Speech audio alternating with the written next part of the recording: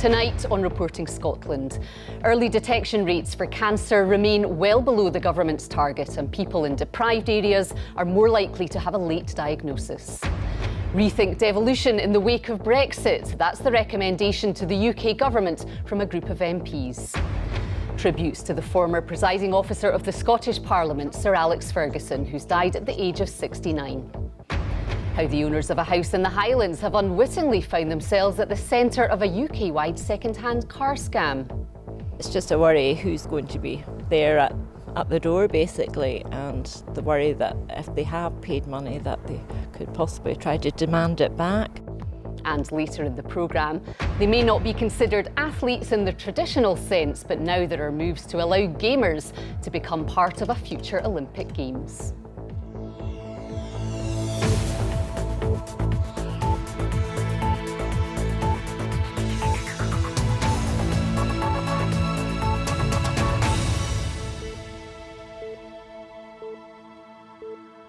Hello, good evening. Early detection rates for the most common types of cancer are still falling short of government targets to improve diagnosis. Figures out today show an 8% increase in early diagnosis, but the government wanted to see a 25% improvement after setting the ambition 6 years ago. Charities say this shows things are going in the wrong direction, and those living in poorer communities are much more likely to have a late diagnosis than those in affluent areas. Our health correspondent Lisa Summers reports. This cancer drop-in centre in Bellshill has been a huge support to Anne. 3 years ago, she was diagnosed with stage 4 terminal lung cancer. She has this advice. It takes a lot of courage, but you need to take that first step. Knowing is better than not knowing, because if you get a diagnosis early, treatment has a better outcome. How you feel and how you live your life is a better outcome. So you need to go to your GP or services like this. The government set a target in 2012 to increase early stage 1 diagnosis by 25%. Rates have gone up by only 8% in the last 6 years, and they're not as good as last year. There had been some slow progress over the last few years, and now it's going in the wrong direction. What that means is more and more cancer patients are being diagnosed late, and that means more people will die of cancer or at best go through the harshest treatment, which leaves huge psychological and physical side effects. This is really concerning figures today. The figures also show considerable variation between the least and most well-off. In deprived communities, over 30% of people are diagnosed with cancer at advanced stage 4. That compares to less than 20% in more affluent communities. It's not clear exactly why so many people in deprived communities have cancer detected at such an advanced stage. There's not such a big uptake on screening programmes, but there could also be quite complex social and economic reasons. So as part of the answer to that, to have facilities in the heart of the community where people can get help more readily. Isabel Edgar volunteers at the centre. It's not a hospital building, so some people are frightened going into hospitals and whatever. So it's a library and it's very informal. People, if they're looking at the books, and they might go, oh well, I've got that. And then they'll maybe come over and ask you wee questions, and you say maybe go and see your GP. There are wider issues that delay detection, like a shortage of specialist doctors to read scans and run tests. The Health Secretary says she's determined to work towards the target. The more we can detect cancer earlier, the more people we will help to survive cancer in Scotland, and that's really important. So I'm not going to revisit that. I'm going to look at what we need to do to improve the take-up rate of the screening and increase our capacity for diagnosis and treatment when people have taken part in that screening. Survival rates from cancer are improving, but early detection can make a difference to people's lives. Lisa Summers, Reporting Scotland, North Lanarkshire. A cross-party group of MPs has issued a scathing report saying the UK government must rethink devolution as a result of Brexit. The Scottish government say the so-called broken relationship now has to be mended. UK ministers say they'll look at the report but believe they're committed to devolution. Here's our political correspondent Andrew Kerr. Tempers flare over Brexit and the so-called power grab. The SNP walked out of Westminster last month. relations between the Scottish and UK governments dropped to an all-time low. He's sitting there playing with his iPhone and stabbing the Scottish Parliament in the back. There was an equally ill-tempered retort. This may be a performance for his colleagues, it may be a performance for his core voters. It doesn't impress Scotland. So there are troubled waters, and today the Commons Constitutional Affairs Committee is critical of the way the UK government deals with devolution. There are still some reflexes in Whitehall that see devolution as a sort of extra. And now we're getting back policies like fish and agriculture, which are substantially devolved matters. There's going to have to be much more intensive cooperation. The MPs say the UK government must engage more and set out a devolution policy for the Union. But ministers in London say, on Brexit, they are committed to securing a deal that works for the entire UK. Adding, for the past year, they've been focused on constructively engaging with the devolved administrations and continue to have regular meetings with them. Some Conservatives say the SNP deliberately agitate to disrupt the settlement. They say no. The criticism they have of the way the UK government has worked. So I hope those people that have, like the Secretary of State of Scotland, accused me and others of agitating, will read this report, apologise, and then apply their minds to trying to mend what is a broken relationship. For Labour, it should be back to the 80s and the drawing board, the constitutional convention that helped frame the current settlement. What this is really highlighting and what Labour has been calling for is there needs to be a wider look at a constitutional convention and understanding that for all parts and all nations and regions of the UK, there really is something different now required. When the devolution settlement was being drawn up 20 years ago, no one saw Brexit looming over the horizon. Now the question is, for all the governments, how do they forge a new working relationship? Andrew Kerr, reporting Scotland, Glasgow. And our Westminster correspondent Nick Hurdley is with me now. So Nick, we heard there that this report is highly critical of the way that this relationship operates. Just how bad are relations? I don't think there's any question that the relationship between the UK and Scottish Government is at a low point, and that relationship has been getting gradually worse as the Brexit process has unfolded. Now, as you heard in Andrew's piece there, different groups will blame each other for why that's happened.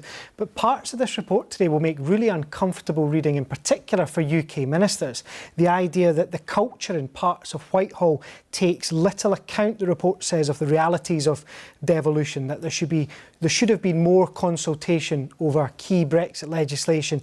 And on that issue that's in the Supreme Court just now, whether Holyrood's consent is required for bills to go ahead, MPs think the rules just aren't clear enough. Now, Scottish ministers will say that that's proof of what they've been saying all along, that this process simply doesn't work. UK ministers say if you scratch below the surface tensions, there are parts of this relationship that are going actually pretty well, but there are fundamental disagreements at the heart of this over what Brexit should look like, what role the Scottish Parliament should play, whether it should happen at all, and those tensions aren't going away. Nick, many thanks.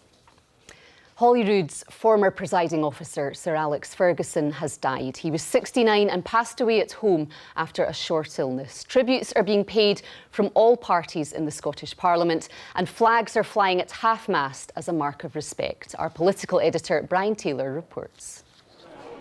Alex Ferguson was at Holyrood's core, its heart, here as presiding officer with Her Majesty the Queen, marking Parliament's 10th birthday with 10-year-old Scots.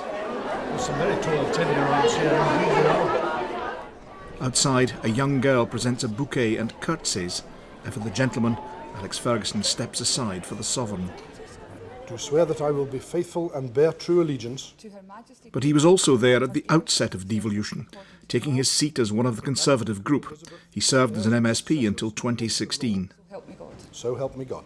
Alex Ferguson was an enormous figure in the Scottish Conservative Party. He was a great defender of Parliament, as you saw through his exemplary period of office as presiding officer, but his first love was South West Scotland, and even after he left Holyrood, he still campaigned to get a new national park in his beloved Dumfries and Galloway. How did you? Ewan, good morning, how are you? So where are we going? Well, I thought we'd head up to the top of the hill. There's a Alex Ferguson was an Eton-educated farmer, attuned to rural concerns and rural challenges. But he was never a one-sided politician. he stood for what he believed were Scotland's true interests. In 2007 he was welcomed by the Queen to serve as Parliament's third presiding officer. Always courteous, with a keen sense of humour, he could display bite when he felt Parliament was being disrespected. Order, order! What I cannot tolerate is that when the chair of this Parliament asks for order, he or she does not get it. He visited Malawi on behalf of Parliament, where Scotland supports efforts to relieve poverty and ill health. The one thing that our visit drove home to me is how really with a very, very little you can make an enormous difference. Perhaps most infamously, he made the draw for the CIS Cup semi-finals in 2007, and it later emerged he'd muddled up the teams. Number 4. Versus Dundee United. He explained that, as a lifelong Stranraer fan, he had perhaps been distracted.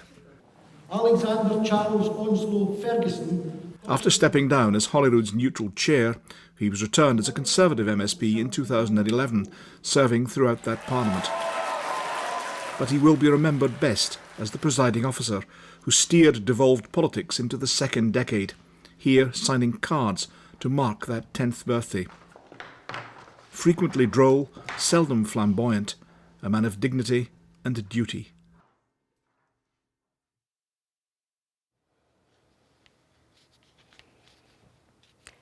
The owners of a house in Caithness are being plagued by visits from people who've come to collect second-hand cars they think they've bought online. People have travelled hundreds of miles to Castletown from as far away as Northern Ireland and London after falling for a car-selling scam. Andrew Thompson reports. Buying a second-hand car is not easy, especially if you're doing it online. But that tough task turned into a nightmare for this man from Wales who thought he'd bought an Audi A5 from a seller in Caithness. He paid £5,700 by direct bank transfer and only realised he'd been scammed when he called the delivery company. I was told on the phone that they didn't deliver cars, you best get in contact with the police as you've been scammed. I was absolutely gutted. I come home, I just wanted to cry in bed and be left alone. The one small mercy was that Gianluca hadn't physically made the round trip of well over 1,000 miles to Caithness in person to pick up the vehicle from an address in Castletown, but a series of other victims have. Well, it started after a day after Christmas. That was the first person to appear, and roughly about every 3 weeks, a month, there's been people here, and we've had to speak to them. Some of them's been quite annoyed and angry. The owners of the property are alarmed at the steady stream of people showing up to collect vehicles that simply don't exist. A gentleman arrived up all the way from London in horrendous weather conditions as well. They've come from Manchester, Bradford, Ireland. It's just a worry who's going to be there at the door basically, and the worry that if they have paid money that they could possibly try to demand it back. This sophisticated scam has absolutely nothing to do with the owners of this property, but yet they and their neighbours are being caught up in the after effects of this fraudulent online activity. The police are investigating. It's worth pointing out though that this is not just an issue here. This kind of fraud could be happening at any address across Scotland. Andrew Thompson, reporting Scotland, Caithness.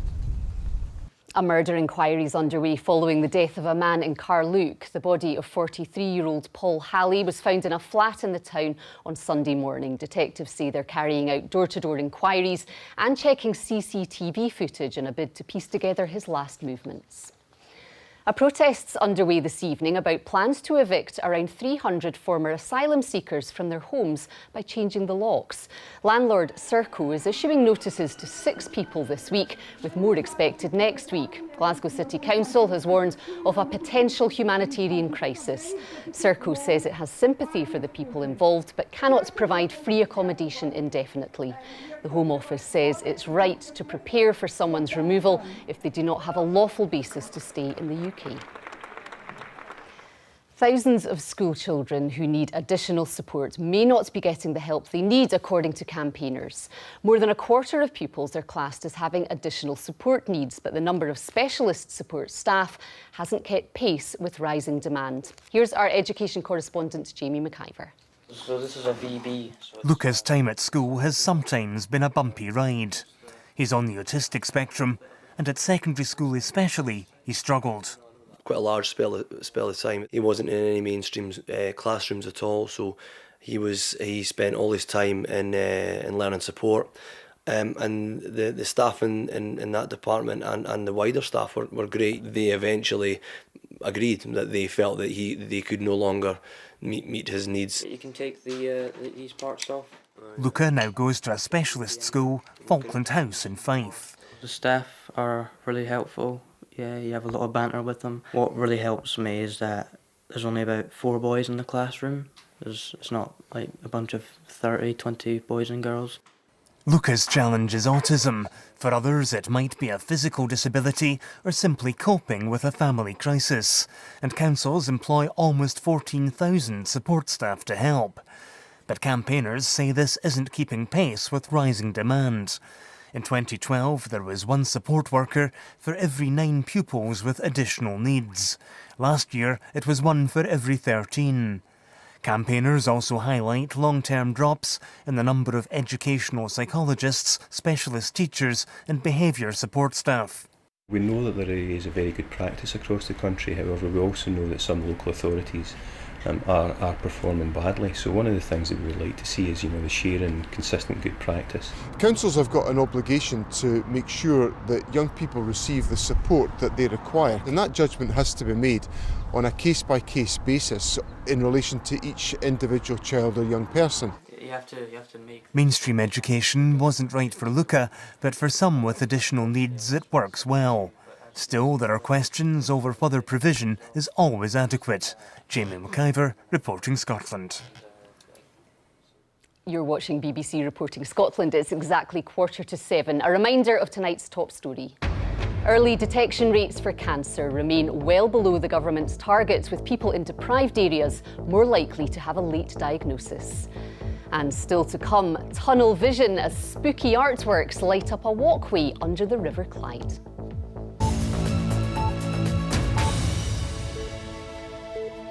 Important heritage sites across Scotland, including Culloden, could face being lost for future generations. That's the warning from the National Trust for Scotland, who say the forthcoming Planning Scotland Bill represents a point of no return if Scotland's heritage is to be protected. Ian McInnes reports. Plans to develop this iconic, historic site have become a battle in themselves. For years now, the arguments have raged. But developments at Culloden and the proposed new golf course in the Highlands are now being held up as an example of a worrying trend. Well, in both cases they're national assets, they're both designated with national protections, and in both cases the protection doesn't seem to be working, that we're seeing adverse development happening. So it's quite concerning if our national protections don't work for these kind of developments. What's the future for Scotland? This site means so much to so many, but the developments look set to continue. There are currently 4 planning applications under consideration for further developments around this site.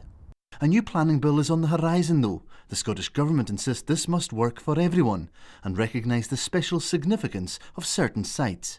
But they reiterate that key planning decisions are made by local authorities. If you start involving single interest groups, such as environment groups, such as the National Trust for Scotland, such as SNH for instance, you start skewing the planning application towards one side or the other, and that can be very dangerous.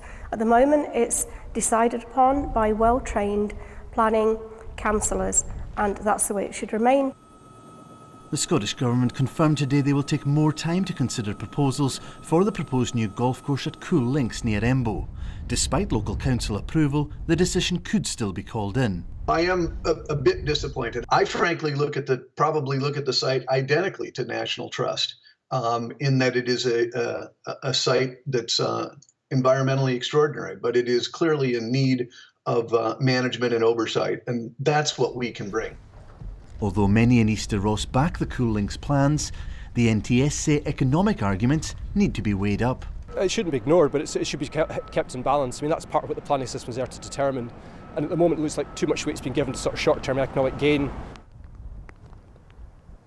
Well, this site here at Culloden is in many ways a battleground once more in the ongoing fight between Scotland's heritage and future potential development opportunities. And this debate in the upcoming planning bill is sure to bring to light a lot of the issues around the balance that's trying to be sought between between the past, the present and the future, and that will be being kept very close in mind here in the Highlands, where it is a particularly hot topic. Ian McInnes in Culloden, thank you. Now, it's a frustration for parents up and down the country. Esports or gaming is a distraction many wish their kids would live without. But according to some supporters in Scotland, a healthy body and mind are vital for all players.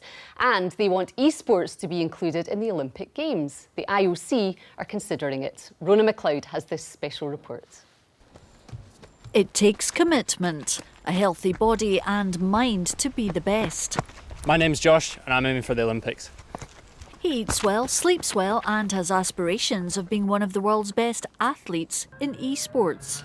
I'm doing running and cycling because it is important to keep the whole of your body fit. Something like the simulator racing, which is what I do, your reaction times are naturally, of course, important, whether it's running 100 metres or it is taking part in a race. Esports has a worldwide audience of over 385 million people. The value of engaging with a global youth audience is proving hard to ignore for the Olympic movement. Their number one question, is it a sport? For these professional players, I think they prepare and compete with physical demands which can be compared to the ones in more traditional sports. I'm meeting the man hoping to shape the future of esports in Scotland, from grassroots all the way to the Olympic Games. So many synergies with other countries that are at the same level of us trying to get esports recognised, and it was great to see the IOC. It looked like they were taking it completely serious, which was great. Everyone talking about the future of esports, and people were all coming together, which I think is really good with this community. I'd be so proud to think that we could get players from Scotland represent us at the Olympics. That'd be ideal. No conclusion was reached in these early talks, but Scotland's greatest Olympian is following the debate. I think the biggest question is, are esports a legitimate part of the Olympic Games? Do they fit with the principles of what the Games stand for? Are the Games compromising their integrity by bringing in something that's so far out from what we kind of recognise as traditional sport? But at the same time, the world's changing. Personally, would I want my son or daughter really getting into esports, or would I prefer them to be outside in the fresh air getting physical activity? I think I would prefer them to be outside. So how would you feel if you're actually training for the Olympic Games, knowing that a gamer could be equally rewarded for their efforts? I've not even been to an Olympic Games yet, and I've been doing this for 10 years. As soon as a new game comes out, somebody can just sit and play it for less than 6 months, for example Fortnite, and then already they can be like the best player in the world, and that can constitute to an Olympic medal. I think gaming could particularly do quite well. It's got such a mad base already, and it's becoming so big, especially in sort of other continents as well across the world. My main thing is I'd like to see them treat it as the pinnacle of their sport if they were going to add it into the Olympic programme. Even if we were to have sort of an e-Olympics, that might be something that's detached enough from the original Olympics but still keeping up with the times. So it needs to be addressed for sure. And the conversation will continue at the next Olympic Summit in December. Rona McLeod, reporting Scotland. An image of the Scottish DJ Calvin Harris has gone on show at the Scottish National Portrait Gallery in Edinburgh. The photographic portrait by English photographer Paul Stewart was originally commissioned by the GQ Italia magazine. Tennis, and Andy Murray is through to the second round of the Washington Open. After more than 2.5 hours, he beat Mackenzie McDonald-Murray, and he's been recovering from surgery to a hip injury. He'll take on British #1 Kyle Edmund tomorrow. Now, it's being billed as a sensory subterranean spectacle, and for sure it'll be a very spooky journey through the Clyde Tunnel walkway. Usually the domain of walkers and pedestrians, it's been turned into an unsettling artwork for the next 10 days as part of the cultural festival for the European Championships in Glasgow. Aileen Clark had a preview. More than 60,000 cars pass through the Clyde Tunnel in a day, but it's lesser known 2 narrow tunnels underneath are for those on foot or on bike. One of these has been transformed using robots and lights into a scary underground world, and the deeper you go into the tunnel, the more foreboding the soundtrack seems to become. This is spooky and quite unnerving. And whatever's in there seems to be gurgling. The project, called Portal, has been created by an artist who likes to unsettle and to surprise. This unusual venue gave him plenty of ideas. We see a very cold, concrete, and it's also a very transient space, so it doesn't really feel like it's somewhere that you'd want to hang around in. The dips that the tunnel takes is, there's a surprise. It's easy to create suspense and to create surprises. You wouldn't find this space out of place as a set of a science fiction film. Tickets available online are free if you fancy a walk on the very dark side through one of Glasgow's most famous landmarks. Aileen Clark, reporting Scotland. And now the weather with Christopher. Good evening. Good evening. Thank you very much indeed. And good evening to you at home. Some sunshine around today, including for these lucky cruise ship passengers in Orkney. But for many of us, rather cloudy, and for some of us, rather damp. You can see it on the satellite and radar picture there, sways of cloud and outbreaks of rain, and, of course, if you had the cloud, rather leaden skies, as captured quite nicely by one of our weather watchers, Sheila, a little earlier. So through the course of this evening and overnight, staying fairly cloudy, outbreaks of rain moving northwards, but tending to ease off. Still a brisk southwest wind, though, and actually quite a mild night. Temperatures in towns and cities around 12 to 14 Celsius. Some early brightness to start the day tomorrow across parts of the southeast, Edinburgh into the borders and up towards the northeast and the far north. Elsewhere fairly cloudy, a few light showers at times, but not as wet as today. Still a fair brisk wind from the southwest, but easing off. And then by mid-afternoon, say around 4 o'clock, you'll notice another pulse of wet weather just edging in towards the Rins of Galloway, up towards Kintyre, through Argyll and towards Skye. East of here, largely dry by this point, but still fairly cloudy. Some brightness around, the best of that up towards the northeast. Aberdeenshire in towards Murray and through parts of Caithness and Sutherland, 19, 20 degrees. And not quite the blue skies for Orkney and Shetland tomorrow compared with today, but still some brightness at times. Rest of the afternoon into the evening, that wet weather then edging its way northwards into the central lowlands and reaching the north coast. Come Thursday, fairly unsettled, outbreaks of rain, some showers, some heavy, and fairly murky at times around the west coast. Winds lighter, a humid feel though, temperatures up to 22, maybe 23 degrees, and some rumbles of thunder in the mix too. For Friday, we were hoping that high pressure was going to arrive and bring dry, fine conditions, but this weather front is trapped in the midst, and that means there'll be a number of showers around on Friday. Some of them will be heavy. Temperatures up to 22 degrees, some sunshine out with them. Hopefully to start the weekend, dry and fine. That's the forecast for now. Thanks, Christopher. And now a reminder of tonight's main news. A teenager has been sentenced to 17 years in prison for an acid killing, the first of its kind in the UK. 19-year-old General Webster was fighting with another man in High Wycombe when the acid he was carrying was knocked from his hand and hit Joanne Rand. The nurse and mother of 3 died days later. And that's Reporting Scotland for now. I'll be back with the late bulletin just after the 10 o'clock news. Until then, from all of us here, have a great evening. Bye-bye.